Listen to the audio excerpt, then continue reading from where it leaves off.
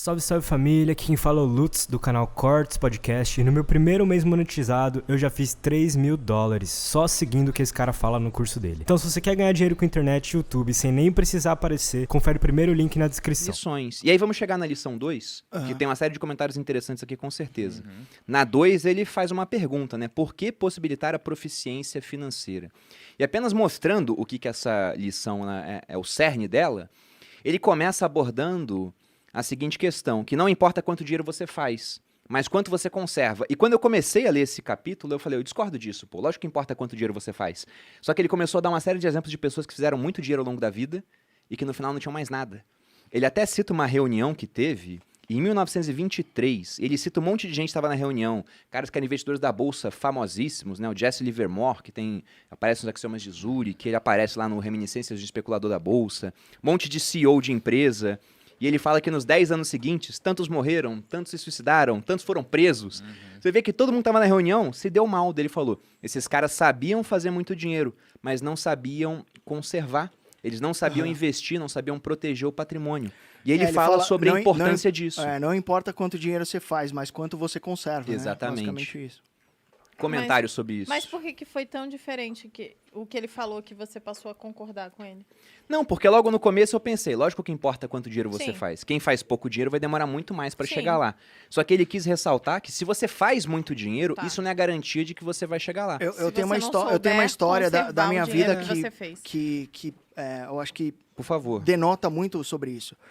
Como eu disse, o meu pai trampou 30 anos na mesma empresa que hoje é a Braskem, inclusive. Meu pai é engenheiro químico, trampou 30 anos, e o meu pai ele sempre foi muito bom num negócio chamado subtração, que é muito simples. Quanto você ganha, menos quanto que você gasta, é o tanto que você investe. E ele não sabia nada sobre contabilidade, sobre E só dinheiro. respeitava isso. Ele só respeitava uma simples subtração, cara. Então, eu lembro que meu pai chegava bem tarde em casa, então, por volta de 8 ou 9 horas da noite, ele saía da atual Braskem, vinha para casa, e ele abriu um programa chamado Quicken. Vocês lembram desse programa? Eu nem usei, cara. É o primeiro software de você elencar gastos que existiu. É um software gringo, meu pai muito nerd, baixou lá. Quicken, da Microsoft. Quicken, mesmo, cara? é. Isso em 1999, assim. Meu pai, ele sempre foi muito avesso ao risco, ele sabia que ele ganharia um teto ali. Eu posso só colocar uma frase do Kiyosaki aqui o na lição podcast- 6. O podcast eu acho que é meio que seu. Não, pra poder elencar isso que o seu Sim, pai sim. fazia. Você falou que É seu meu pai também. era um cara Legal. que ele ganhava X, gastava menos que X e investia a diferença. E de uma maneira simples, não era sofisticado pra caramba o que Não. ele fazia. O Kiyosaki, ele fala aqui, tudo que você precisa para alcançar o sucesso financeiro é matemática simples e bom senso. É, É isso. para ele era muito simples. Ele sabia que ele tinha um lugar que ele poderia exercer na empresa dele lá, chegar, sei lá, gerente, por exemplo. E ele fez uma conta de menos, cara. Só que eu lembro que ele juntava todos aqueles papeizinhos de cartão de crédito, não sei se vocês lembram. Antigamente, quando você passava a maquininha, vinha aquilo lá. Ainda bem você pedindo. Ainda vem se você pedir, mas antes era o Sim. único comprovante que você tinha. E ele juntava todos dele e da minha mãe, e ele parava todo dia, a primeira coisa que ele chegava, falava boa noite e tal, e chegava lá e fazia uma conta de menos, porque ele dividia mais ou menos o tanto que ele ganhava, dividia por 30, e ele não podia gastar em um dia mais do que ele ganhava. E ele seguiu isso durante 30 anos. Aí hoje eu vejo e falo, putz, meu pai nunca ganhou muito. Mas foi mas mais ele- exemplo que teu pai fez. Mas ele tem um Meu pai fazia coisa parecida também. Meu pai tem um apartamento em Riviera de São Lourenço, velho. Um negócio que, tipo, eu não sei como é que ele fez aquela porra. É que meu pai Na verdade, eu não sei. ganhava tanto. Ele usou a subtração durante 30 anos e conseguiu acumular patrimônio. E hoje o que ele tem de renda passiva em renda fixa, inclusive, pai, precisamos rever isso, ele consegue se virar muito bem, cara. Tanto que quando eu me fudi no Wesley Day, que eu era trader, foi o primeiro cara que eu liguei. Falei, pai, preciso de 30 pau. Ele falou, tá bom, por quê? Falei, por causa disso. Lascou a bike, caiu a corrente aqui da bike, fudeu. E ele me fez uma TED ali de 30 pau na hora e continua vivendo totalmente simples. O meu pai é o Barsi versão Santo André, assim. Até hoje, cara. Ele anda de metrô até hoje. Ele só tem uma porra de uma BMW que eu dei pra ele. Depois eu me arrependi, porque eu queria... Quando a bolsa cai, eu falo, pai, vamos vender aquela BMW para botar na bolsa. Mas é incrível isso, porque o cara que faz o simples e que entende a lógica do dinheiro e que respeita o poder da composição, o poder do tempo, não precisa ser gênio, não precisa ser... Eu vou fazer uma Ó, pergunta sobre o meu seu pai. pai fez a mesma coisa, só que meu pai não usava nenhum software. Ele usava o livro preto. O meu Sério, pai- a gente anotava. tipo o livro Anotava caixa, assim, né? real. Meu Então, pai falava pra... Aí que eu vou chegar numa pergunta para vocês, pro Thiago também, que é a seguinte. Nesse capítulo, o Kiyosaki ele bate muito na seguinte questão. Tem até uma frase aqui. Se o seu padrão for gastar tudo que ganha, o mais provável é que um aumento de renda resulte apenas em mais despesas. Sim. Então você pega pessoas que não Muito têm bom. essa disciplina e esse arquivo mental de, olha, tem que gastar menos do que ganha, poupar para investir a diferença. Se dá muito dinheiro na mão delas, você pode dar quanto dinheiro quiser, elas não vão conservar esse dinheiro, não vão ter patrimônio, só vão gastar tudo. É o que acontece com boa parte das pessoas que ganham loterias. Sim. Você pega 5 anos depois, o cara geralmente ele gasta quase tudo até que só sobre na mão dele o dinheiro que ele tá pronto para lidar. Que às vezes é quase nada ou até negativo pro cara que acha que é normal ter dívida. Agora, se eu pegasse um caminhão de dinheiro e desse na mão do teu pai, ele ia Nossa fazer a mesma Senhora. coisa que ele fez, ele ia conseguir manter aquele patrimônio. E a mesma coisa com o com seu. meu pai. E aí tem uma hora muito interessante que ele fala o seguinte, a importância dessa lição da proficiência financeira é que ele fala, você quer construir um prédio, por exemplo, um Empire State. Para você construir um prédio, um arranha-céu, igual ao Empire State Building, você tem que primeiro cavar muito nas bases, né? Tem que fazer uma fundação sólida. Sim. Aí você pode ter um prédio grande. O que boa parte das pessoas tenta fazer na vida é o seguinte. Fundação de 15 centímetros, não é? Exatamente. Elas aprendem que, por exemplo, tem que empreender. Aí o cara não tem educação financeira nenhuma. A fundação dele é 15 centímetros de concreto acima do chão. Aí ele constrói uma casa, tudo bem. Uma casinha sustenta. Você tenta começar a construir um prédio, não vai virar o Empire State Building, vai tombar, vai virar uma torre de Pisa, na melhor hipótese, né? Porque ela pode simplesmente desabar. Então ele fala, educação financeira tem que estar na base. Porque com essa base, aí sim você consegue construir grandes prédios. Excelente, cara. E eu acho que isso tem tudo a ver com a educação. Faz uma semana, fazendo um merchan do bem aqui.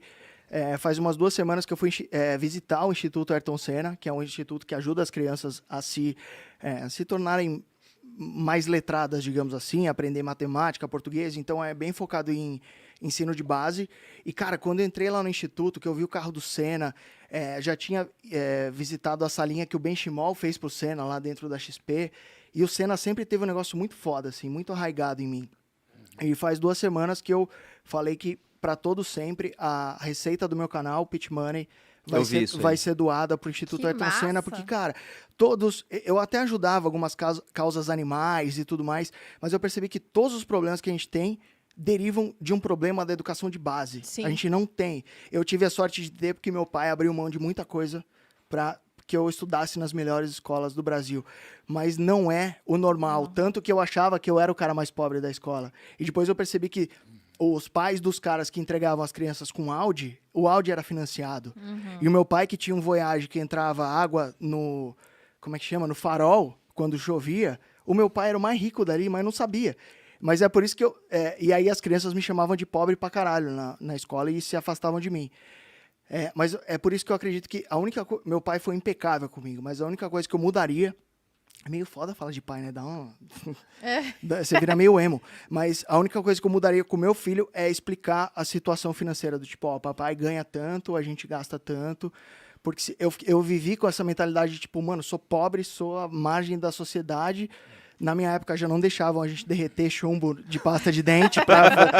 Não existia essa percepção. E o que me mudou muito foi o fato do meu pai ter pago uma educação de muita qualidade para mim. Então, quando eu fui para o ensino médio, estudar no Bandeirantes, eu percebi que tinha amigo meu que ia de motorista, de Mercedes, caralho. Falei, mano, o que teu pai faz? Ah, meu pai tem uma empresa de não sei o que lá. Ah, meu pai tem uma siderúrgica. Meu pai tem não sei o que lá. Então, eu acredito que trocar ideia com o moleque ali, ou a menina mais nova, sobre qual é a sua situação financeira é o que vai fazer a tua família ir para outro patamar. Porque o filho do pai rico, ele conseguiu se manter rico, né? Manteve até multiplicou, pelo que fala aqui no livro. E os meus sócios, eles da Inside, eles têm pai empreendedor. E o pai dele sempre falou, ó, pai ganha tanto, tem a empresa tal, não sei o que lá, me ajuda a ganhar mais dinheiro. E eles adquiriram esse tino, essa veia pros negócios. E, mano, hoje eles têm um patrimônio, sei lá, 10 vezes maior que eu. E a gente sempre caminhou junto. Só que o patrimônio deles é muito maior porque o mindset E é olha diferente. que você ainda usou muito bem a internet, né? Que é uma baita de uma ferramenta para acumular patrimônio. Sim. Mas eu vou falar aqui uma coisa. Você tá falando, isso eu mudaria porque faria diferença. Mas no caso, ele não tinha essa expertise pra te passar. Assim Sim. como meu pai não tinha, né? É que Então, a gente- por isso que porque eu, na verdade, eu também... Foi a mesma história. Meu pai também ralou pra colocar numa escola boa, né? Que eu era mais pobre da escola, né? Eu não usava roupa de marca, todo mundo tava de roupa de marca. Mas meu pai também não me... Meu pai conversava comigo, mas eu era mesmo a mais pobre. Aham. Você entendeu? Essa era a realidade. Não tem né? problema nenhum. Então não fez diferença, eu acho. Eu acho que no final...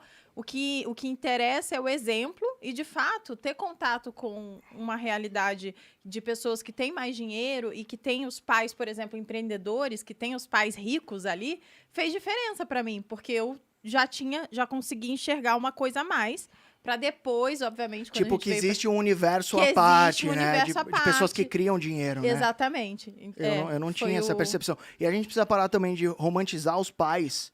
Porque sempre que eu falo do meu pai é muito foda. O meu Ele me também. ensinou tudo sobre valores, tudo que eu sou veio dele. Mas, de fato, ele tem alguns defeitos. E eu vou ter alguns defeitos quando eu for criar meu filho. E sempre que eu falo isso do meu pai, que eu dei uma BMW pra ele, os cacete, as pessoas falam, mas você reclama do seu pai. Não, meu pai foi impecável. Menos nessa parte que ele é extremamente avesso ao risco. Você não tem que nem ser avesso ao risco, nem idolatrar o risco. Se você ficar ali no Meio termo, né? no meio termo e conseguir fazer o seu dinheiro trabalhar, você vai ganhar muita grana. Eu idolatro o risco, cara. Eita. Caralho, ó, ele tá Bravo, imbatível. lógico. Vai, Não, vamos eu sair na idolatro mão, isso. vai. Toma um uísque aí. Não, eu idolatro. Porque as pessoas têm uma visão de que elas acham que a gente tem que fugir do risco, né? Mas se você elimina o seu risco de perder, você elimina o seu risco de ganhar Sim. também. Então não acho que é matematicamente inteligente, né? Mas eu entendi o que você quis dizer. Você se referiu àquele risco manejo de risco, sem né? noção, Tem que saber. claro. Cara, posso fazer uma reflexão sobre... Porque a gente estava falando sobre... o que importa não é o quanto você ganha, né? O que importa é a conservação do que entra, né? Mais ou menos isso. E aí, cara, tem uma reflexão do Daniel Kahneman, que ele fala sobre os dois sistemas que a gente tem, né? Sistema 1 e sistema 2. Sistema 1 é aquele emocional e rápido, o sistema 2 é aquele devagar e racional. Então, Pete, se liga, quanto é 2 vezes 2? Cara, até onde eu me lembro é 4. Quanto que é 14 vezes 17? Aí já deu uma lascada. Calma Deu, aí, né? eu posso. Relaxa, não precisa. Qual que é a... Eu tenho uma HP aqui, calma aí. Não, mas qual que é o argumento aqui? O primeiro você respondeu muito rápido, então isso daqui é o sistema 1. 238. 238. Boa, Malu. Então, o 1 foi muito rápido. Isso aqui foi algo muito rápido. É o sistema 1 atuando. A segunda pergunta é o sistema 2 atuando. É aquele mais racional, né? Qual que é a conclusão aqui? O sistema 1 ele é mais emocional. É o que toma as decisões. Nós, seres humanos, tomamos decisões de uma forma emocional, né? E qual que é o problema? Eu acredito, tá, que o que mais impede as pessoas de criarem riqueza, o que mais faz as pessoas quebrarem ou não acumularem riqueza, é elas colocarem os seus instintos humanos na frente dos seus instintos racionais. Então, quando entra muito dinheiro, o que acontece? A gente tem um instinto humano, a gente quer consumir algo agora. Tá? E quando aumenta o nosso salário ou aumenta a nossa renda, por algum motivo, os nossos sonhos aumentam da mesma forma. Sim. Porque quando a gente é um estagiário, a gente tem um sonho. De repente, a gente ganha mais, a gente muda o sonho. E ganha mais e aumenta o sonho de novo. Aí hoje eu tenho um amigo que tá agora, não, quero comprar um avião. Aí comprou um avião, agora quero comprar 2. Agora quero comprar uma ilha. Caraca, mas você antes não queria nem ter carro. Então os sonhos mudam. Dele, né? Né? Não, e aí muda os sonhos. Mas qual que é a minha conclusão aqui? Eu vou apresentar um conceito novo aqui. Vou apresentar um conceito novo para vocês. Vai. Eu, inclusive, quero escrever um livro sobre esse conceito, que é um conceito que eu achei incrível. Qual que é o problema disso tudo? Por quê? Por que as pessoas não enriquecem? Por que outras enriquecem? Para mim é porque elas entenderam ou não entenderam o conceito da máquina do tempo. Todos nós nascemos com o poder da máquina do tempo. Para resumir tudo isso daqui, sem fazer um puta storytelling, é o seguinte. A gente não tem dinheiro para comprar um carro hoje. A gente precisaria trabalhar 7 anos para comprar um carro, por exemplo. Mas como eu não tenho dinheiro, o que eu faço? Eu aperto o botão da máquina do tempo e eu vou para o futuro. Por quê? Porque eu já saio da concessionária com o carro. Mas eu não podia comprar ele. Você antecipa sonhos, basicamente. Isso. Então eu fui pro futuro. Só que o que ninguém te conta é o preço que você paga ao antecipar o futuro. Ou você É. trouxe o bem pro presente, né? Trouxe do futuro pra Exato. pagar o preço. Eu tinha pensado assim. Exato. Inclusive, acho que é superior ao seu pensamento.